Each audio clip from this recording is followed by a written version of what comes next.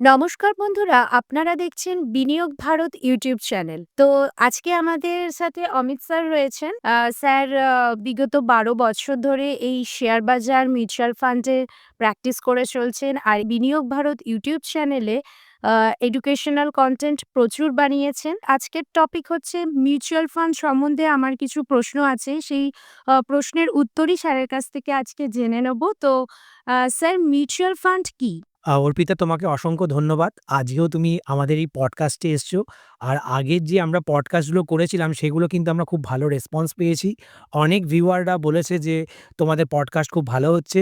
আর আমরা অনেক valuable information তোমাদের পডকাস্ট থেকে পাচ্ছি। তাই অর্পিতা আজকে বলল যে মিউচুয়াল ফান্ডের ব্যাপারে একটা পডকাস্ট করা যেতে পারে।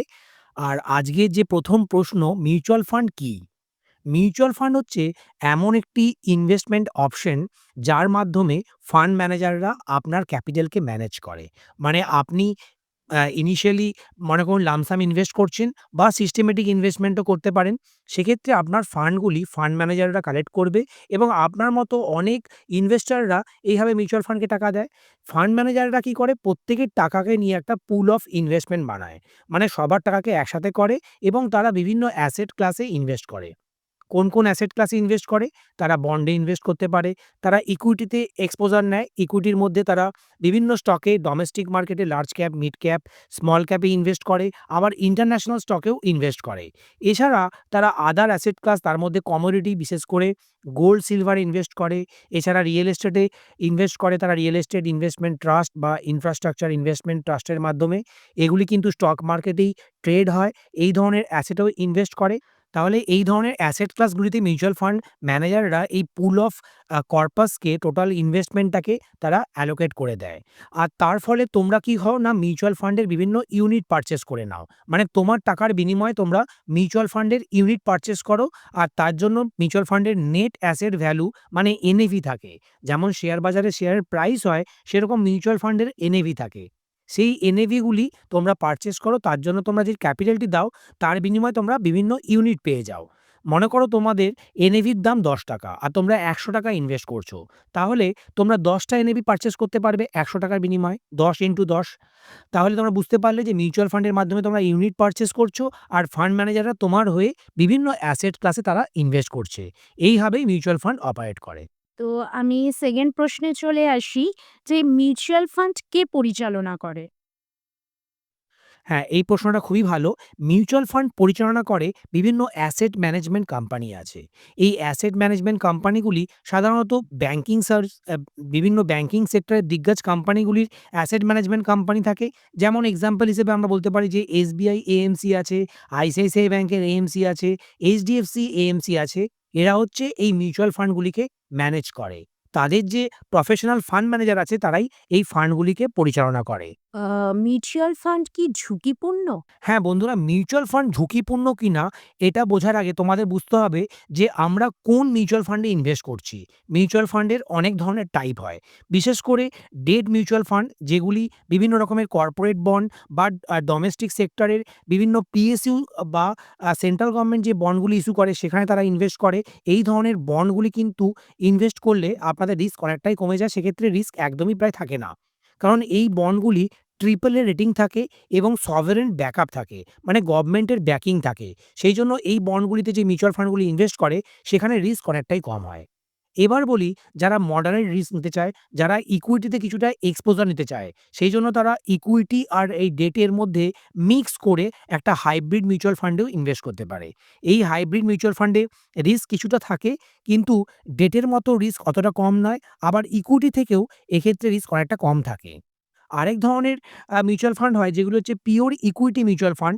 মানে যেখানে ফান্ড ম্যানেজাররা তোমার হয়ে বিভিন্ন শেয়ারে ইনভেস্ট করে। সেগুলো কিন্তু খুবই ঝুঁকিপূর্ণ থাকে। আর শেয়ার বাজার যেমন ওঠানামা করে, তোমার মিউচুয়াল ফান্ডগুলি সেভাবেই ওঠানামা করে।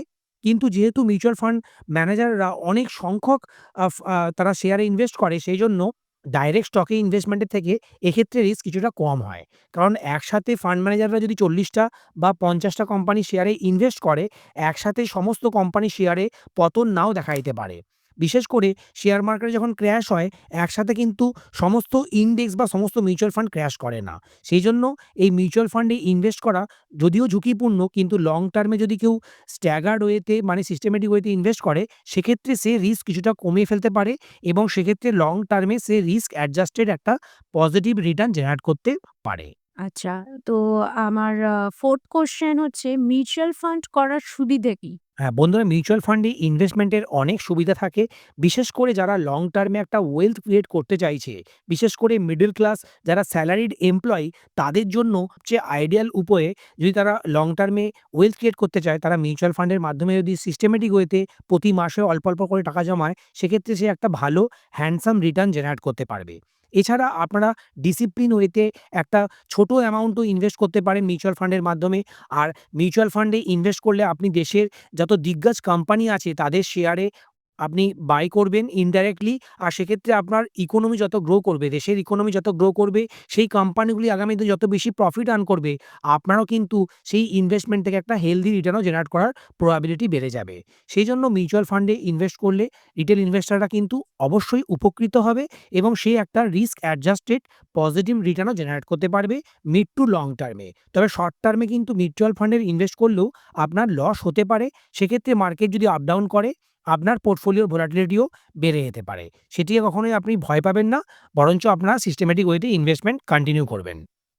আচ্ছা, তো আমার নেক্সট কোয়েশ্চেন এ চলে আসি। এসআইপি কি? বন্ধুরা এসআইপি একটা এমন ম্যাজিক যেটি হচ্ছে আপনারা যদি সিস্টেমেটিক ওয়েতে করেন মানে এসআইপির ফুল ফর্ম আপনারা জেনে নিন সিস্টেমেটিক ইনভেস্টমেন্ট প্ল্যান।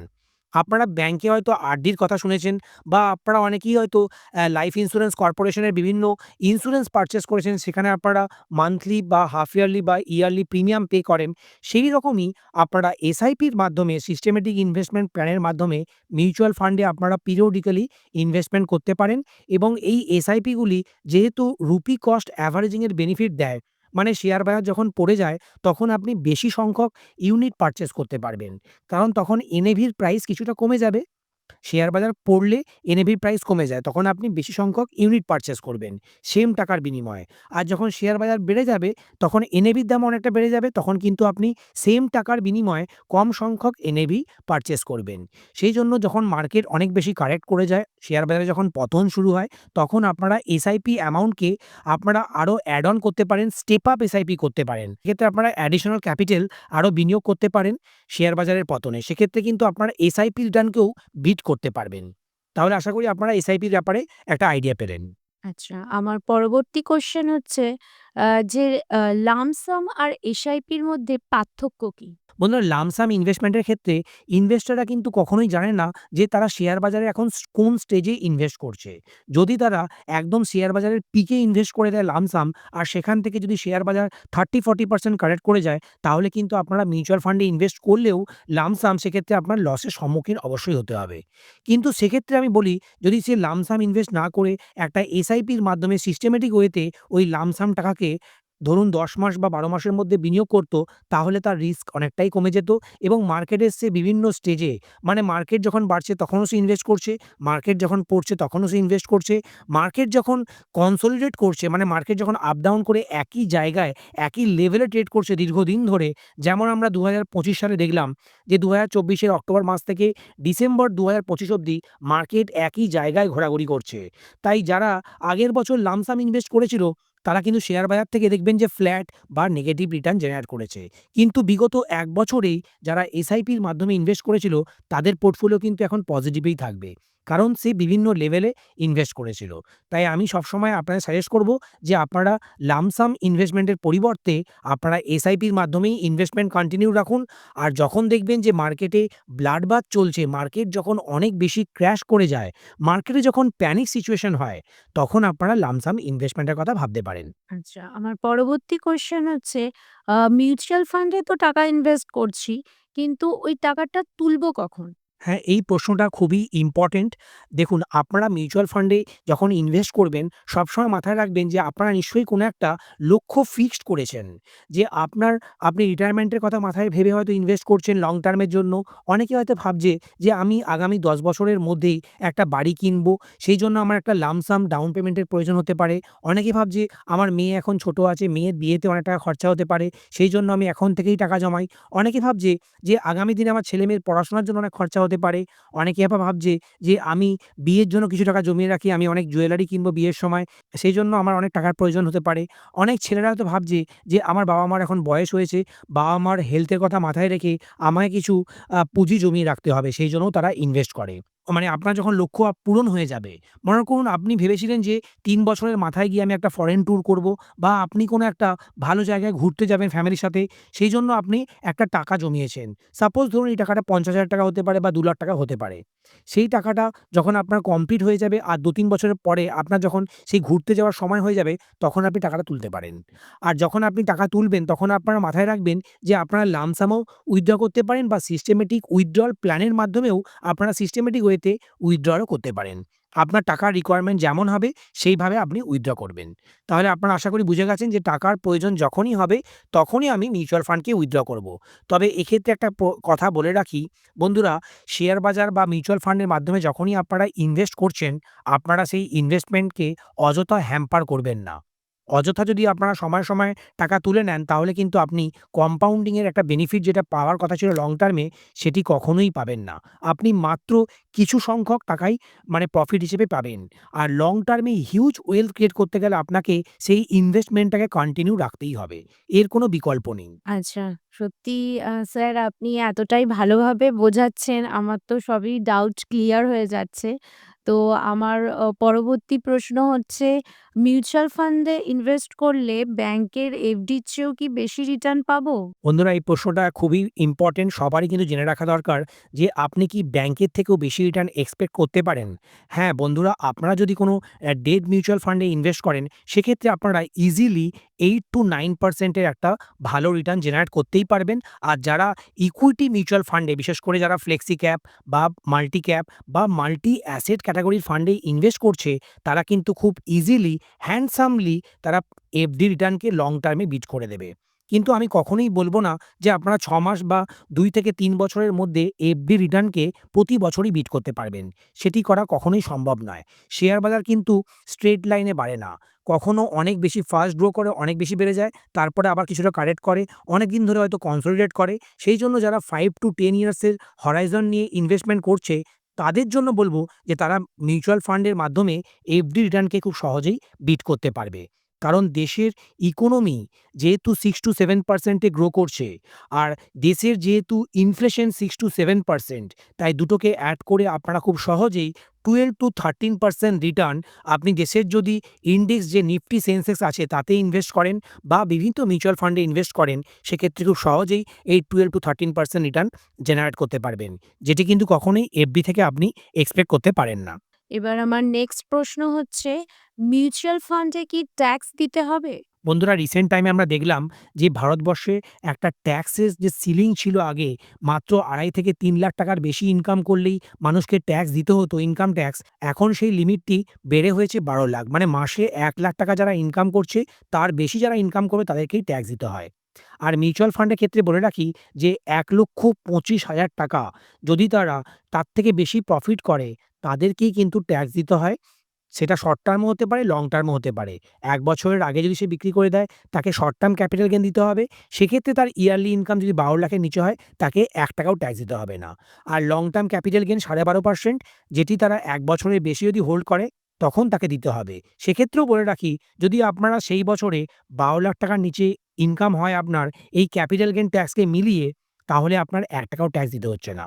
১২ লাখের উপরে যাদের ইনকাম, তাদেরকেই ক্যাপিটাল গেইন ট্যাক্স দিতে হবে। কোন বয়সের জন্য কোন মিউচুয়াল ফান্ড বেস্ট হবে? হ্যাঁ, বন্ধুরা, সবার জন্য কিন্তু সমস্ত মিউচুয়াল ফান্ড একদমই সঠিক নয়। বিশেষ করে যারা সিনিয়র সিটিজেন, যাদের বয়স ৬০ এর ঊর্ধ্বে, যাদের ইনকামের আর খুব একটা সম্ভাবনা নেই, তারা অ্যাক্টিভ ইনকাম করতে পারবে না।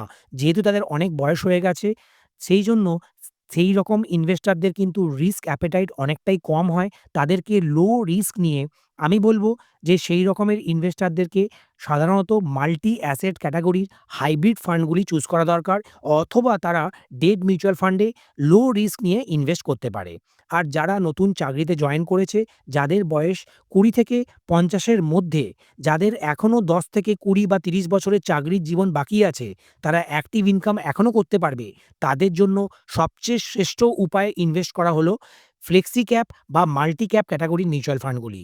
আপনারা একটি ফ্লেক্সি ক্যাপ ক্যাটাগরির ফান্ড আপনাদের পোর্টফোলিওতে অবশ্যই রাখবেন, আর একটা মাল্টি অ্যাসেট ক্যাটাগরির ফান্ড আপনারাও রাখবেন। কারণ আপনাদের হঠাৎ করে টাকার প্রয়োজন হলে আপনাদের ওই মাল্টি অ্যাসেট ক্যাটাগরির ফান্ডগুলি কিন্তু একটা পজিটিভ রিটার্ন জেনারেট করবে।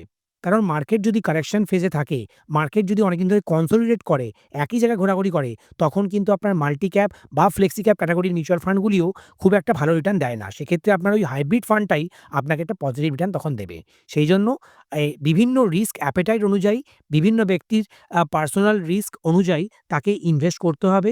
সেই রকম মিউচুয়াল ফান্ডগুলি তাকে চুজ করতে হবে। আচ্ছা, এবার বন্ধুদেরও আশা করি খুব এই প্রশ্নটা ভালো লাগবে যে ২০২৬ সালে ৩ টে বেস্ট মিউচুয়াল ফান্ড আপনি সাজেস্ট করুন। বন্ধুরা, এই প্রশ্নটা খুবই ইম্পর্টেন্ট। আমি এটাকে ৩ টে ভাগে ভাগ করে বলছি। যারা নো নাথিং ইনভেস্টর, যারা বিগিনার ইনভেস্টর, তারা ইনভেস্টমেন্ট শুরু করতে পারেন বিভিন্ন ইনডেক্স ফান্ডের মাধ্যমে। এজন্য সবচেয়ে ভালো ইনডেক্স ফান্ডটি হচ্ছে এইচডিএফসি নিফটি ইনডেক্স ফান্ড। এই ফান্ডের মাধ্যমে যদি আপনারা ইনভেস্ট করেন, আপনি দেশের টপ 50 কোম্পানিতে ইনডাইরেক্টলি ইনভেস্ট করতে পারবেন। এটি একটি প্যাসিভ মিউচুয়াল ফান্ড। এক্ষেত্রে এক্সপেন্স রেশিও খুবই কম। আর নিফটি যদি লং টার্মে 13-14% রিটার্ন জেনারেট করে ইনক্লুডিং ডিভিডেন্ড, তাহলে আপনার মিউচুয়াল ফান্ড থেকেও আপনি সমপরিমাণ রিটার্ন এক্সপেক্ট করতেই পারেন। এবার আমি ধরি যারা হচ্ছে মিউচুয়াল ফান্ডে অনেকদিন ধরে ইনভেস্ট করছেন, তাদের জন্য সবচেয়ে ভালো ফান্ড হবে পারাক পারেখের ফ্লেক্সি ক্যাপ ফান্ড। এই ফান্ডে ইনভেস্ট করলে আপনি একটা ভ্যালু ইনভেস্টিং এর প্রিন্সিপালকে কাজে লাগাতে পারবেন। এই ফান্ডের ফান্ড ম্যানেজার রাজীব ঠাক্কর খুবই এক্সপিরিয়েন্স একজন ফান্ড ম্যানেজার। তিনি এই কোম্পানির সিইও এবং তিনি এই ফান্ডটিকে খুব ভালোভাবে ম্যানেজ করছেন। তার আরও টিম আছে, তারা কিন্তু ভ্যালু ইনভেস্টিংকে কাজে লাগিয়ে আন্ডার ভ্যালু শেয়ারগুলিকে পারচেজ করে। আর মার্কেটে যখন রিস্ক অনেক বেড়ে যায়, তখন তারা কিছু পরিমাণ ক্যাশ হোল্ড করে এবং ক্যাশ ইকুইভ্যালেন্ট বিভিন্ন ডেট মার্কেটেও তারা ইনভেস্ট করে। সেই জন্য এই ফান্ডটি খুব ভালো পজিটিভ আলফা জেনারেট করে লং টার্মে। এছাড়া এরা ডোমেস্টিক ইকুইটির সাথে সাথে ইন্টারন্যাশনাল মার্কেটেও বিভিন্ন রিনাউন্ড এমএনসি কোম্পানিতে তারা ইনভেস্ট করে। সেই জন্য তাদের ইকুইটি এক্সপোজারও অনেকটাই ডাইভার্সিফাইড। এছাড়া ৩ নম্বর আরেকটি ক্যাটাগরি হচ্ছে মাল্টি অ্যাসেট ক্যাটাগরির ফান্ড। যারা রিটায়ার্ড পারসেন বা যারা রিস্ক কম নিতে চাইছেন, অথচ তারা একটা পজিটিভ রিটার্ন জেনারেট করতে চাইছেন, মানে এফডির থেকেও তারা বেশি রিটার্ন জেনারেট করতে চাইছেন, তাদের যাদের রিস্ক অ্যাপেটাইট অনেকটাই কম, তাদের জন্য বেস্ট ফান্ড হবে হোয়াইট ওক ক্যাপিটালের মাল্টি অ্যাসেট অ্যালোকেশন ফান্ড। এই ফান্ডের মাধ্যমে আপনারা ইনভেস্ট করলে আপনারা বন্ডে ইনভেস্ট করতে পারবেন, ইকুইটিতে এক্সপোজার নিতে পারবেন। ইকুইটিতে আপনারা ডোমেস্টিক মার্কেট, ইন্টারন্যাশনাল মার্কেটে এক্সপোজার নিতে পারবেন।